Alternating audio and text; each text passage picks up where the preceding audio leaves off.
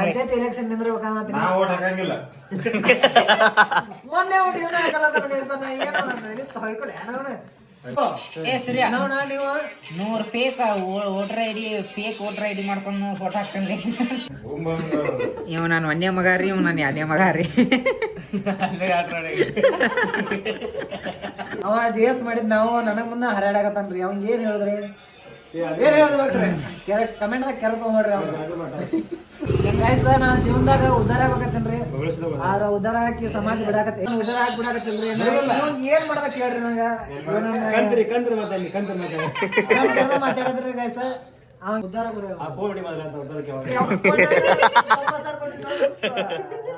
ಉದಾರ ಹಾಕೊಂಡು ಅದರಿಂದ ಉದಾರ ಆಗ್ಬೇಕನ್ನಾಗತ್ತೀನಿ. ಯೂಟ್ಯೂಬ್ ಕಂಟೆಂಟ್ ಮಾಡಿ ನಾ ಕುಡದ್ರದ ಕಾಣಿಸ್ತಾನ. ಹೇಳ್ರಿ ನೀವು ಜಿಮ್ ಹಾಕೊಂಡ ಪಟ ನಾ ಕುಡದ್ರದ ಕಾಣಿಸ್ತಾನ. ನಾ ಜೀವನದಾಗ